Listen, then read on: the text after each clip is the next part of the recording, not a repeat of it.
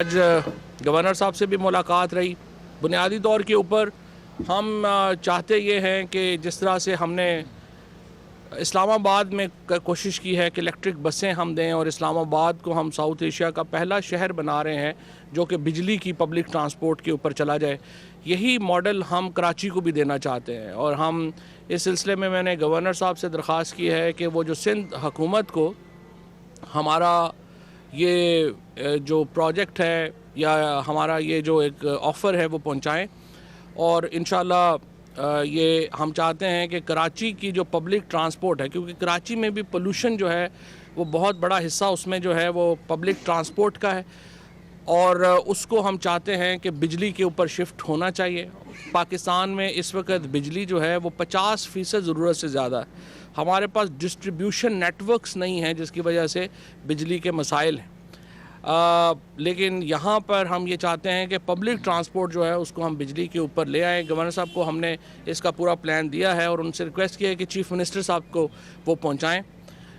وزیر اعلیٰ صاحب سے انشاءاللہ ملاقات بھی کریں گے اگلے ٹور کے اوپر. ان سے گورنر صاحب کی ابتدائی بات چیت ہوتی ہے ان سے, تو اس کے بعد اگلے ہفتے کوشش کروں گا یا اس سے اگلے ہفتے کہ چیف منسٹر سندھ سے ملاقات کریں اور ان کو اس پروجیکٹ کے اوپر جو ہے وہ ہم لے کے آئیں کہ وہ جو کراچی کی پبلک ٹرانسپورٹ ہے اس کو الیکٹرسٹی کے اوپر جو ہے وہ ہم شفٹ کریں.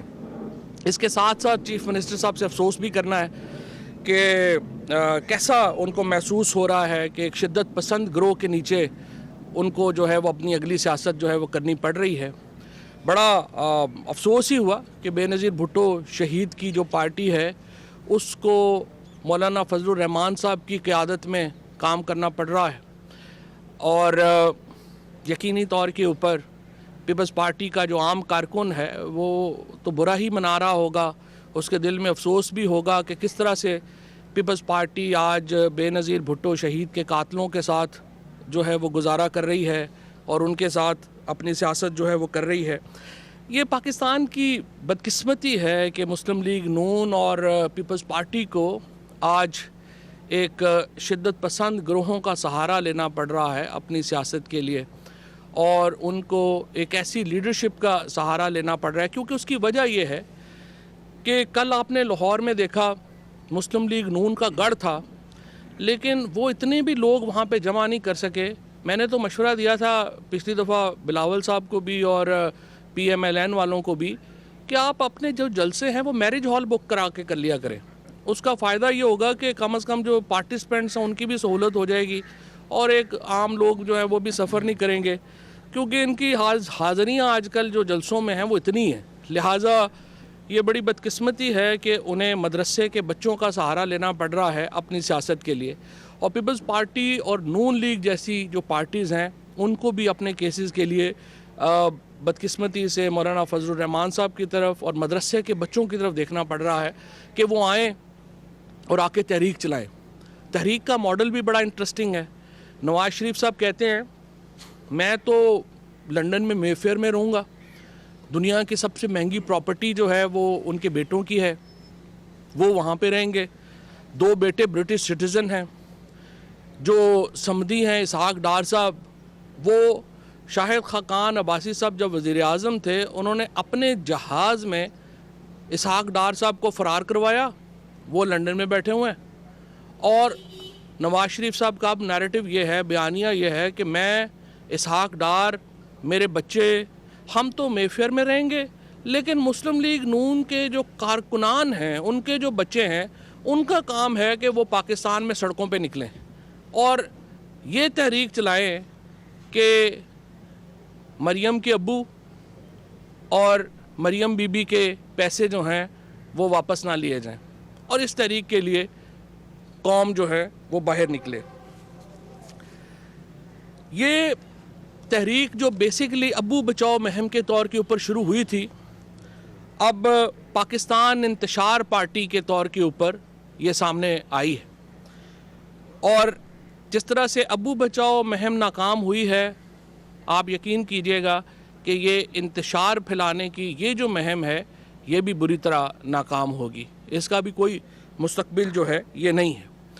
یہ جو کرپشن کا ایک گرینڈ الائنس بنا ہے اس کی جو قیادت مولانا فضل الرحمان صاحب کے پاس ہے، میں آپ کو کمپیریزن صرف یہ کرنا چاہتا ہوں، سراج الحق صاحب بھی ہمارے کرٹک ہیں اور ہمارے خلاف روز بیان دیتے ہیں، لیکن وہ جماعت اسلامی کا جو لیڈر ہے اس کے گھر کی چھت ٹپکتی ہے، ان کے پاس اپنے وسائل نہیں ہیں کہ وہ اپنی جو زندگی ہے اس کو ایک لگزوریس زندگی گزار سکیں۔ یہ سراج الحق صاحب جو ہیں وہ خیبر پختونخوا سے ہیں، جماعت اسلامی کے لیڈر ہیں، اور مولانا فضل الرحمان صاحب وہ بھی خیبر پختونخوا سے ہیں، دونوں کے بیک گراؤنڈز میں کوئی فرق نہیں ہے۔ سو کیا وجہ ہے کہ ان کے پاس اربوں روپیہ ہے اور سراج الحق صاحب کے پاس کچھ پیسہ نہیں ہے؟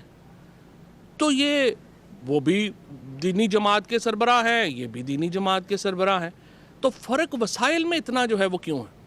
دونوں کے وسائل بڑے مختلف ہیں، اور سراج الحق صاحب ہمارے تو کرٹک ہیں، ہمارے تو وہ ناقد ہیں، لیکن جو بات صحیح ہے وہ بات صحیح ہے کہ ایسا کیا ہوا کہ اچانک فضل الرحمان صاحب تو billions and billions of rupees کے مالک بن گئے، اور سراج الحق صاحب جو ہیں ان کے پاس وسائل جو ہیں وہ اتنے ہی کم رہے ہیں۔ دیکھیے، یہ جو تحریک ہے اس کی نہ تو کوئی مورل کرنسی ہے، کوئی اخلاقی جواز ہے، نہ ہی اس کی کوئی اس کا کوئی آئینی جواز ہے۔ پارلیمنٹ میں جو دو اس وقت بڑے بیانیے ہیں جس کے اوپر مسلم لیگ نون کا ایک کام ہے، پہلا تو ہے کہ جی فوج بری ہے، عدلیہ بری ہے، اور اس کے بعد بیانیہ ہے کہ الیکشن میں دھاندلی ہوئی۔ اب الیکشن کی دھاندلی سے لے لیجئے، الیکشن میں پچھلی جو الیکشن تھا اس میں 346 الیکشن پٹیشنز فائل ہوئیں، اس الیکشن میں یہ جو ابھی ہوا ہے اس میں 125 کے قریب الیکشن پٹیشنز فائل ہوئیں۔ پنجاب جہاں پہ پی ایم ایل این کہتی ہے کہ دھاندلی ہوئی، وہاں پر 13 پٹیشنز جو ہیں وہ پی ٹی آئی کے لوگوں نے کی اور 11 petitions P M L N کے لوگوں نے کی۔ اس کے بعد ہمارے جو لوگ ہیں 2500 3000 ووٹ سے 15 سے زیادہ سیٹیں ہیں پی ٹی آئی کی، جو ہم 2500 سے کم ووٹوں کے اوپر ہارے۔ 5 تو ایسی ہیں جو تقریباً ہم 1000 ووٹ سے بھی کم پہ ہارے۔ عاطف خان جو ہیں وہ 50 ووٹوں سے الیکشن ہارے۔ اسی طریقے سے ایک اور جگہ کے اوپر ہم 117 ووٹوں سے الیکشن ہارے۔ تو اگر ہمارے ہاں اتنی، میں دھاندلی کو تو چھوڑ دیں، صرف اگر اسٹیبلشمنٹ کا ٹلٹ ہماری طرف ہوتا تو ہم یہ 15 سیٹیں جیت جانے تھے۔ ری کاؤنٹنگ ہی کرنی تھی نا، ری کاؤنٹنگ ہوتی ہم نے الیکشن جیت جانے تھے یہ 15، لیکن کچھ ایسا نہیں ہوا۔ آر ٹی ایس کا کہتے ہیں، جن جن حلقوں میں آر ٹی ایس ڈاؤن ہونے کی بات ہوئی وہاں تو پی ٹی آئی الیکشن ہاری ہے۔ اور اگر الیکشن ریگنگ کے اوپر عمران خان جب 2013 میں پہلی اسمبلی کی تقریر میں، پرائم منسٹر صاحب اس وقت لیڈر آف اپوزیشن لیڈر تھے، تو انہوں نے پہلے دن سے یہ تحریک شروع کی کہ 4 حلقے کھلوا دیں۔ 4 سال لگے پی ٹی آئی کو یہ بات منوانے میں، 4 حلقے کھلوانے میں، اور 4 حلقوں میں دھاندلی ثابت ہوئی، اور پھر 4 حلقے بعد میں پی ٹی آئی نے وہاں پہ جو ہیں وہ الیکشن لڑے، جیتے۔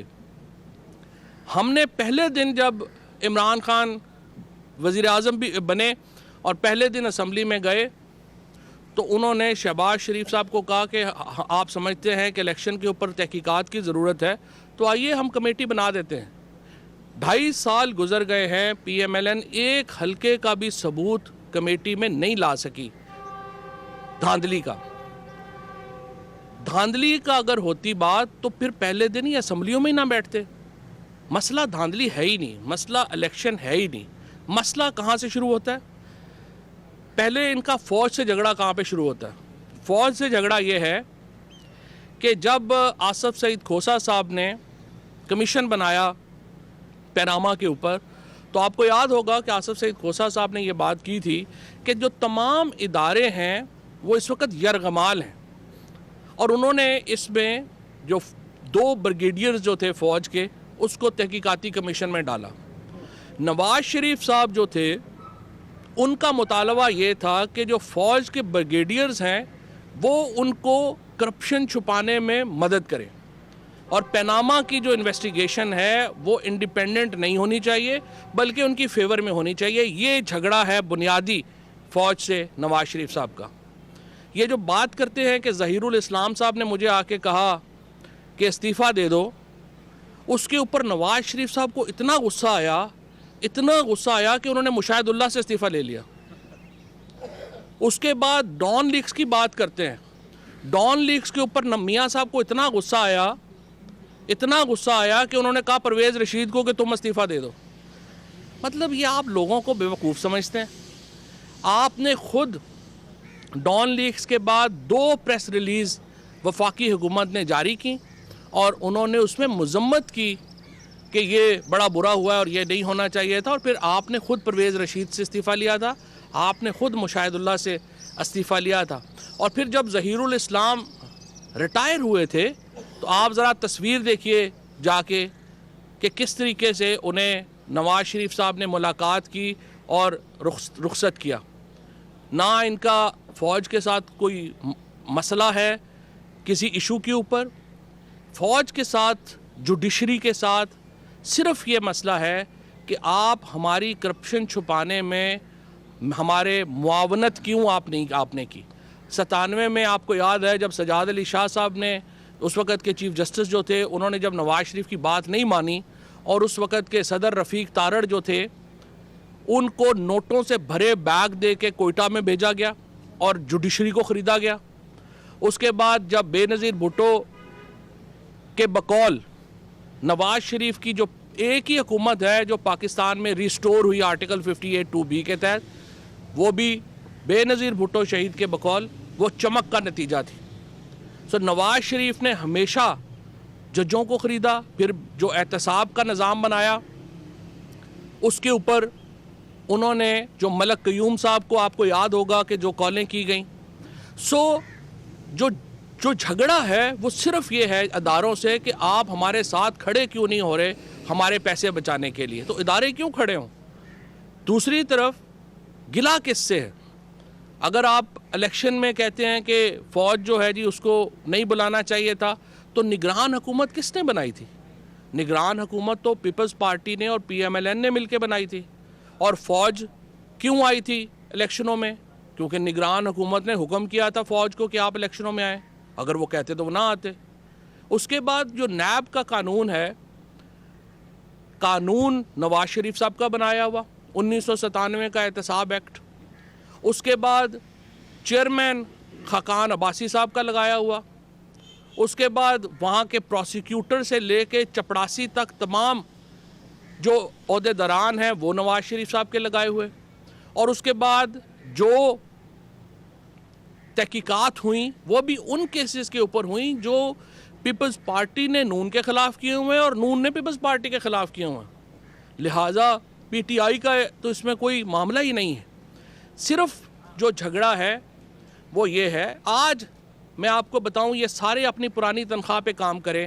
اگر آج عمران خان ان کو یہ یقین دہانی کرا دیں کہ PTI اکاؤنٹیبلٹی کے نیریٹو کے اوپر زور نہیں دے گی, احتساب کے بیانیے کے اوپر زور نہیں دے گی, اور نیب کے قانون میں ترمیم کے لیے ان پارٹیز سے تعاون کرے گی, دونوں پارٹیز کا اور نون لیگ کا جو بیانیہ ہے وہ اس وقت 70% لوگ جو PMLN کے ہیں وہ بھی نواز شریف اور مریم کے ساتھ نہیں کھڑے, کیونکہ پیسے ان کے ہیں. وہ پیسے یہاں سے کما کر کے پیسے باہر لے گئے ہیں. تو لوگ کہتے ہیں ہمیں اس کا کیا فائدہ, ہم اس کے ساتھ کیوں کھڑے ہوں. اور اسی لیے آپ نے دیکھا کہ پنجاب میں 5 MPAs جو ہیں وہ ٹوٹے ہیں. اور مجھے امید ہے کہ اور جو PMLN کے اندر جو لوگ ہیں وہ بھی ہمت اور حوصلہ پکڑیں گے اور نواز شریف کے بیانیے کو مسترد کریں گے. اس کے ساتھ مجھے پتہ چلا ہے کہ ایک ہوٹل میں کل پرسوں 3 سینئر لیڈرز جو ہیں انہوں نے بھی ایک میٹنگ کی اور انہوں نے میڈیا کو بھی بلایا اور انہوں نے یہ تاثر کہا کہ ہم اس کو زائل کرنا چاہتے ہیں کہ ہمارا اداروں سے کوئی لڑائی ہے. انہوں نے کہا ہم تو نیگوشیٹ کرنا چاہتے ہیں. PMLN کے جو لوگ بھی, آپ ہماری مخالفت کریں, ہم آپ کی پولیٹیکل اپوننٹ ہیں اور آپ اپنی سیاست کریں. عمران خان کے اوپر آپ تنقید کرتے ہیں, PTI پہ تنقید کرتے ہیں. صبح میں دیکھ رہا تھا مریم اورنگزیب مہنگائی کے اوپر بات کر رہی تھیں. آپ تنقید کریں, لیکن آپ جب اداروں کے اوپر تنقید کریں گے تو اس کا مطلب یہ ہے کہ آپ پاکستان کی ریاست کی بنیادیں ہلانا چاہتے ہیں. جو تاثر آتا ہے وہ یہ آتا ہے کہ آپ پاکستان کی جو وہ بیانیہ آگے بڑھانا چاہتے ہیں جو پاکستان کے دشمنوں کا بیانیہ ہے. اور اگر آپ اپنے کیسز کے لیے اس حد تک جائیں گے تو ظاہر ہے کہ یہ کوئی اچھا شگن جو ہے وہ نہیں ہوگا. سو میری نظر میں اس وقت جو یہ تحریک ہے جو یہ چلا رہے ہیں یہ تقریباً شروع ہونے سے پہلے ہی اپنے خاتمے کے پاس پہنچ گئی ہے. ان کے جو بیانیہ ہے اس میں اتنے جھول ہیں کہ چھلنی میں بھی کیا ہوں گے. ہر بات کے اوپر ان کی جو گفتگو ہے وہ اس قدر مضحکہ خیز ہے اور کنٹراڈکٹری ہے, ایک دوسرے سے متصادم ہے کہ اس کے اوپر کسی کو بھی یقین نہیں ہے. سو مجھے امید یہ ہے کہ نہ صرف یہ کہ جو اے پی سی میں شامل جماعتیں ہیں وہ اس رویے کے اوپر نواز شریف اور مریم نواز کے ساتھ نہیں دیں گی, بلکہ پی ایم ایل این کے اندر کے لوگ بھی اس نظریے میں اس نیریٹو میں ان کے ساتھ جو ہے وہ نہیں دیں گے. اور انشاءاللہ یہ جو تحریک ہے یہ شروع ہونے سے پہلے ہی ختم ہو جائے گی. وسیم شہزاد صاحب ہمارے شہزاد وسیم صاحب ہمارے لیڈر آف دا ہاؤس ہے. میں پتہ نہیں وسیم شہزاد کیوں کہہ رہا ہوں شہزاد صاحب سے, تو آپ ذرا اپنا جو گفتگو ہے یہیں سے کرتے جا رہے ہیں. بسم اللہ الرحمن الرحیم. بات بیانیے کی ہو رہی ہے تو میں مختصراً بات کرنا چاہوں گا صرف ایک بات کہ اپنے عمل سے اپنی سیاست سے وہ جو پردہ انہوں نے اپنے چہرے پہ ڈالا ہوا تھا وہ انہوں نے خود نوچ کر پھینک دیا ہے. پاکستان کے عوام اب وہ اصلی چہرہ دیکھ چکے ہیں. سیاست انہوں نے ہمیشہ دو چیزوں کے لیے کی, جب اقتدار میں ہو تو مال بناؤ اور اقتدار سے باہر ہو تو مال بچاؤ, اور بدقسمتی سے وہ ان دونوں چیزوں میں آج تک کامیاب ہوتے رہے. اس مرتبہ جب یہ اقتدار سے باہر ہوئے ہیں تو ان کا سامنا وزیر اعظم عمران خان اور ان کی پارٹی سے تھا, اور اس پارٹی کا بیانیہ اور اس پارٹی کا جو ایک وعدہ اپنے عوام کے ساتھ تھا وہ یہ تھا کہ اس مرتبہ احتساب کو اس کے منطقی انجام تک پہنچایا جائے گا.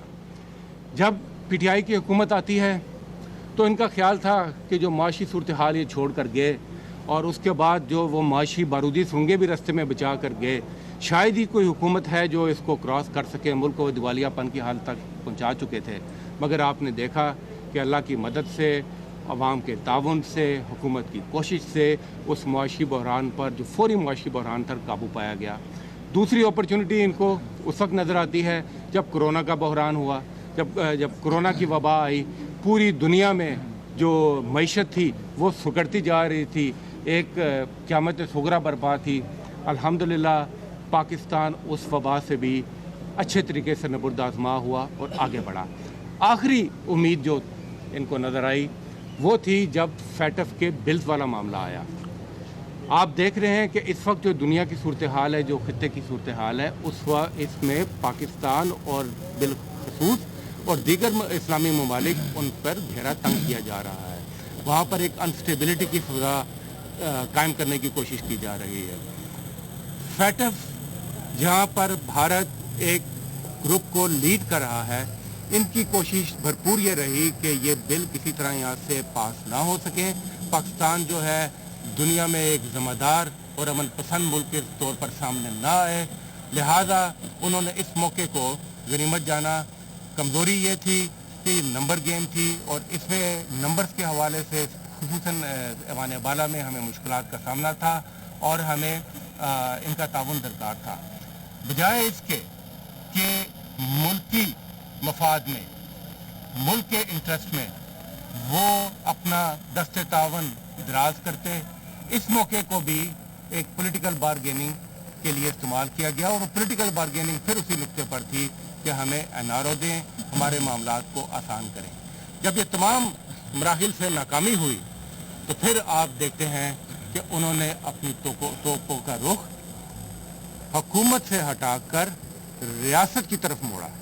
یعنی حکومت سے ہٹ کر اب انہوں نے جو نشانہ بنایا وہ پاکستان کی ریاست اور پاکستان کے ریاستی اداروں کو, عدلیہ کو اور فوج کو. عدلیہ کی تصدیق کی. عدلیہ نے خود کہا کہ یہ جس طریقے سے غلط بیانی کر کے, جھوٹ بول کر, تمسخر اڑاتے ہوئے اس ملک سے فرار ہوئے ہیں, میں سمجھتا ہوں وہ خود اس کے لیے کافی ہے. جہاں تک پاکستان فوج کی بات ہے تو پاکستان کے دشمن اس بات سے بخوبی آگاہ ہیں کہ اگر پاکستان کی ریاست کو کوئی نقصان پہنچانا ہے تو اس کے لیے سب سے ضروری یہ ہے کہ پاکستان کی فوج کو کمزور کیا جائے. پاکستان کی فوج کا جو ادارہ ہے اس کی سب سے بڑی جو طاقت ہے وہ اپنے عوام کے ساتھ اعتماد اور محبت کا رشتہ ہے، کیونکہ وہ دیکھتے ہیں کہ جنگ ہو یا امن ہو یہ ادارہ ہمیشہ اپنی قوم کے ساتھ کھڑا رہا. جنگ میں یہاں پر شہیدوں نے اپنا لہو دیا، امن کی صورتحال میں بھی جیسے معاشی اگر معاملات میں مشکلات پیش آئی تو جہاں دیگر اداروں نے اور ڈپارٹمنٹس نے بیلٹ ٹائٹننگ کی کوشش کی وہیں پر فوج بھی اس میں ساتھ شامل تھی.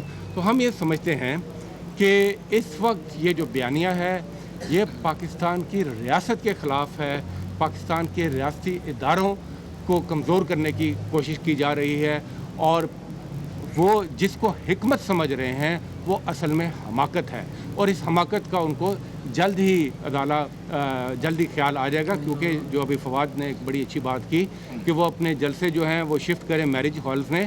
میں سمجھتا ہوں کہ فواد صاحب میرج ہالز کا بھی کرایہ بھرنے کی ضرورت نہیں ہے، اب وہ محل زوم پر ہی جلسے کر لیا کریں. لیڈر تو ان کا ورچوئل ہو چکا ہے، یہ جلسے بھی ابھی ورچوئل ہو جائیں گے. آخر میں صرف ایک بات کرنا چاہتا ہوں کہ اس ملک نے آگے بڑھنا ہے، اس ملک کے ادارے جو ہیں انشاءاللہ وہ مضبوط ہوں گے، اور عمران خان پرائم منسٹر کی قیادت میں اس ملک میں انصاف کا بول بالا ہوگا، اور جس کا جو جائز مقام ہے وہ اس کو ملے گا. بہت بہت شکریہ. سوال آپ سے یہ ہے کہ 5 دن پہلے نواز شریف میں تبدیل ہوئی ہے، 5 دن سے اب تک دہلی کے 4 وفاقی وزراء ہیں جو ان کی تبدیل کو لے کے وہ چل رہے ہیں. بار بار اس کو لگتا ہے کہ ان کی تبدیل کی تھی جو ہے نا ابھی تک بیٹھی نہیں ہے، اور پاکستان تحریک انصاف خاصی سے پریشان ہے. دوسرا سوال اس کے ساتھ ساتھ یہ ہے کہ جو آپ نے دوسرا جو فوج کی آپ بات کرتے ہیں، اداروں کی بات کرتے ہیں، تو سب سے زیادہ تو آپ کی پریس کانفرنس میں فوج کا نام لیا جاتا ہے، اداروں کا نام لیا، تو آپ نہیں سمجھتے کہ سب سے زیادہ کرٹیسائز تو آپ کر رہے ہیں اداروں کو؟ پہلی بات تو یہ ہے کہ اس لیے جو ہے وہ ہم پریس کانفرنس کرتے ہیں جواب میں کہ 8 گھنٹے ٹی ویوں نے بھی تو چلنا ہے نا، آپ کو بھی تو کچھ جو ہے وہ چورن ہم نے دینا ہے یا نہیں دینا. تو اس لیے ہوتا یہ ہے کہ آپ میڈیا اسپیس جو ہے وہ خالی نہیں چھوڑ سکتے. پاکستان جو ہے اتنا زیادہ میڈیا ہے تو اس لیے میڈیا اسپیس جو ہے وہ خالی نہیں چھوڑی جاتی. اور اگر آپ یہ کہیں گے کہ ہم نہیں کریں گے تو آلریڈی نوکریاں بڑی کم ہوتی جا رہی ہیں، پھر اور مسئلے آ جائیں گے. دوسری بات یہ ہے کہ اس میں جو آپ نے فوج کو کہا، ہمارا جو فوج کے متعلق بیانیہ ہے وہ یہ ہے کہ پاکستان کی فوج پاکستان کی عدلیہ، پاکستان کی ریاست کی ضامن ہے، اور جو پی ایم ایل این کا بیانیہ ہے وہ یہ ہے کہ وہ ان اداروں کو کمزور کریں. اس سے بنیادی فرق ہے دونوں میں. Thank you.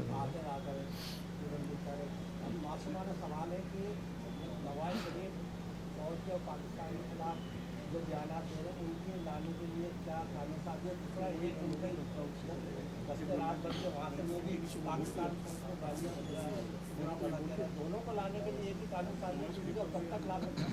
دوسرا سوال یہ جو ہم بسیں دے رہے ہیں تو یہ انویسٹمنٹ صرف وفاق کو حکومت کو پہلے بھی دیا تو وہ تو چلتی کراچی میں کوئی بھی نظر آتی نہیں ہے، کچرے کے ڈھیر اور یہ بسز کے اوپر میں آپ کو پہلے زیادہ امپورٹنٹ ہے وہ بتا دوں.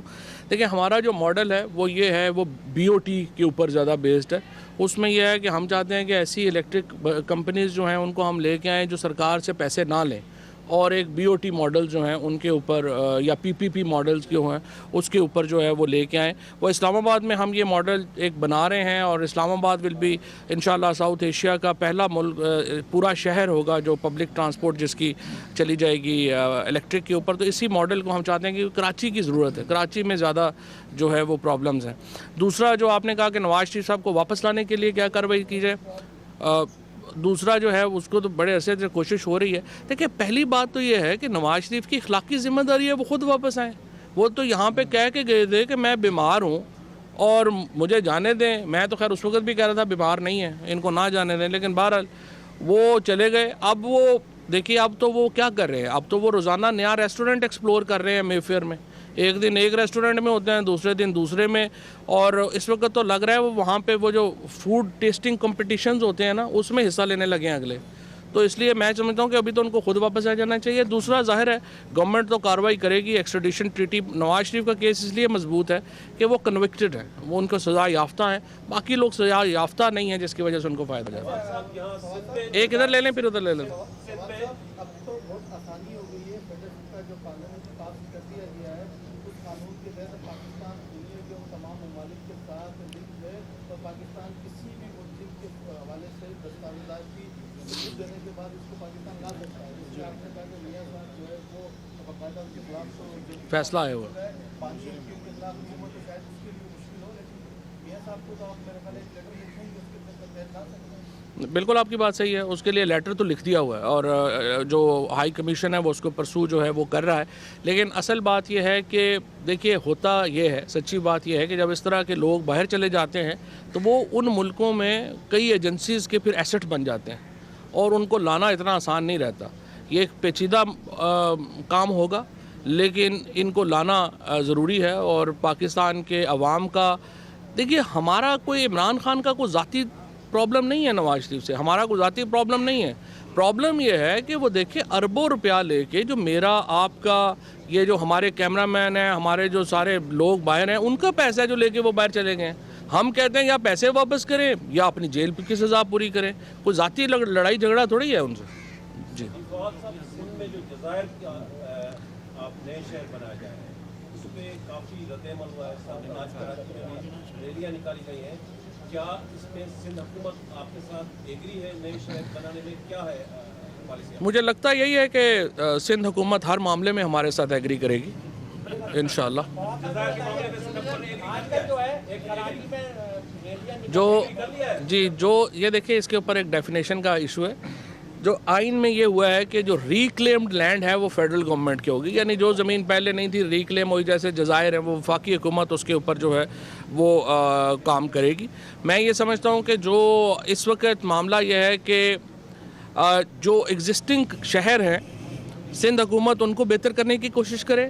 نئے اگر شہر کچھ بن رہے ہیں تو وفاقی حکومت اگر کرنا چاہ رہی ہے تو علی زیدی صاحب کو کی منسٹری ہے, بڑے زبردست وزیر ہیں, ان کو موقع دینا چاہیے بلڈ کرنے.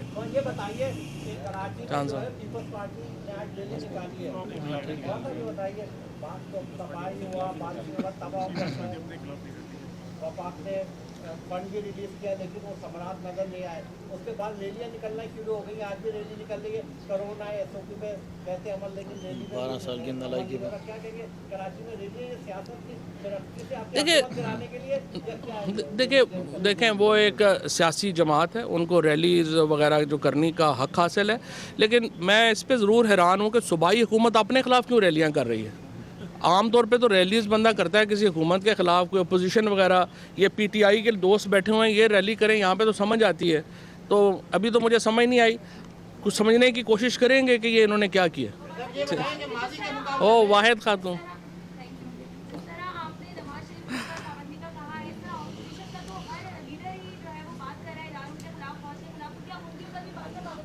ہم نے تو کسی پہ بھی پابندی نہیں لگائی. ہم تو چاہتے ہیں نواز شریف صاحب کو, مریم بی بی کو, تمام لوگوں کو بولنے کا موقع ملے, کیونکہ جتنا وہ بولتے ہیں وہ خود کو ایکسپوز کرتے ہیں. پرابلم یہ ہوئی ہے کہ یہ ایک سندھ ہائی کورٹ کا ہی فیصلہ ہے اور ایک پھر سپریم کورٹ کا فیصلہ ہے. اظہر صدیق صاحب ایک بڑے سینئر وکیل ہیں, وہ گئے ہیں پیمرا, انہوں نے کہا جی آپ کنٹیمپٹ کر رہے ہیں, آپ عدالتوں کے فیصلوں کے خلاف ایک کنوکٹڈ جو سزا یافتہ ملزمان ہیں ان کی آپ تقریریں نشر نہیں کر سکتے. لہٰذا پیمرا نے عدالتی حکم کے اوپر اس پہ جو ہے یہ پابندی لگائی ہے.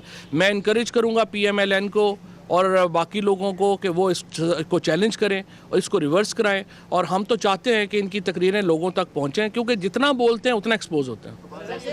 ماضی کے مقابلے میں پیپلز پارٹی گورنمنٹ کے حساب سے پی ٹی آئی کی گورنمنٹ کے سول ملٹری ریلیشن ہمارے تو ظاہر ہے جی آئیڈیل ترین ہے. سول ملٹری ریلیشن شپ پاکستان میں اس سے بہترین تو ہوئی نہیں جتنے اس وقت بہترین ہے. اور یہی تو پرابلم ہے, یہ جو سارا بیانیہ ہے وہ کیا ہے, وہ یہ ہے کہ اداروں پہ پریشر ڈالا جائے کہ وہ حکومت جو روایت رہا ہے, جو نواز شریف صاحب کی ساری سیاست رہی ہے اسی طرف لانا چاہتے ہیں, لیکن اس میں ان کو ناکامی ہوگی. حکومت کا حصہ ہے ادارے, देखिए ना, फ़ौज हुकूमत का हिस्सा है, और ये कैसे हो सकता है कि आप कहें कि ये तो हर चीफ से इनकी लड़ाई हुई है, कोई सिर्फ ये कोई पहला मौका तो नहीं है। आज जनाब आसिफ नवाज साहब को देखें, वहीद काकड़ साहब को देखें, जहांगीर करामत साहब को देखें, परवेज़ मुशर्रफ साहब को देखें, यही तो नहीं कि हर दफ़ा जो है वो नवाज शरीफ ही सही है और बाकी सारे गलत हैं। कहीं पे तो गलती उनकी भी होगी ना। कराची के मसाइल पर आवाज़ उठाई थी अपोजिशन लीडर फरदौस शमीम नकवी ने, गैस की किल्लत में वज़ीर आज़म और वफाकी वज़रा को तनकीद का निशाना बनाया था।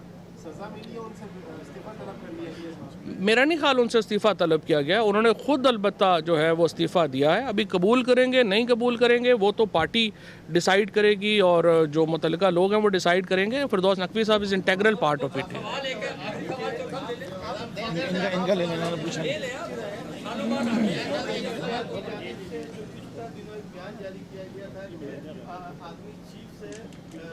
जुबैर साहब की बोला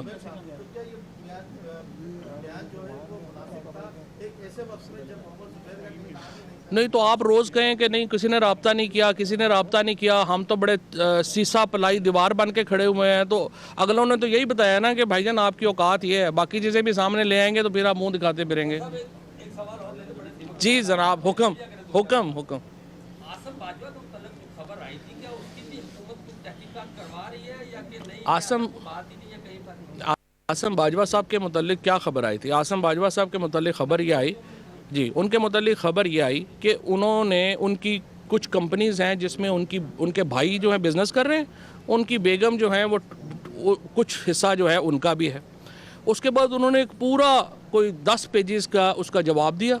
वो प्राइम मिनिस्टर साहब ने जो अथॉरिटी है उन्होंने लॉ मिनिस्टर साहब को दिया, लॉ मिनिस्टर ने उसके ऊपर देखा। हमने कहा जी हम मुतमईन हैं उससे। अब अगर कोई नहीं मुतमईन, फॉर एग्जांपल आप नहीं मुतमईन, तो आप जाइए सुप्रीम कोर्ट में केस कर दीजिए, नैब में केस कर दीजिए, अल्लाह अल्लाह खैर चलो। चौधरी साहब, लास्ट सवाल, आप आसिफ जरदारी के साथ रहे हैं पीपल्स पार्टी में, तो उनको अच्छी तरह जानते हैं। ये एपीसी में आगे चलकर जरदारी साहब पावर पॉलिटिक्स को जानते हैं, कोई डील वील कर लेंगे? जरदारी साहब अक्लमंद आदमी है, कोई शुबा नहीं। जी चौधरी फवाद हुसैन पीटीआई रहनुमाओं के हमरा मीडिया से बात कर रहे हैं, और आगाज़ में उन्होंने कहा कि कराची में आलूदगी को कम करने के लिए इलेक्ट्रिक ट्रांसपोर्ट चलाने का मंसूबा है, और गवर्नर सिंध को इलेक्ट्रिक बसों का मंसूबा दे दिया है। इस्लामाबाद से मुतालिक भी उन्होंने बात की, कहा कि इस्लामाबाद को जनूबी एशिया का मॉडल सिटी बनाने जा रहे हैं जहाँ इलेक्ट्रिक ट्रांसपोर्ट चलेगी। और सियासी सूरत हाल पर बात करते हुए उन्होंने कहा कि अफसोस है कि पीपल्स पार्टी जैसी एक लिबरल पार्टी की क़यादत एक शिद्दत पसंद कर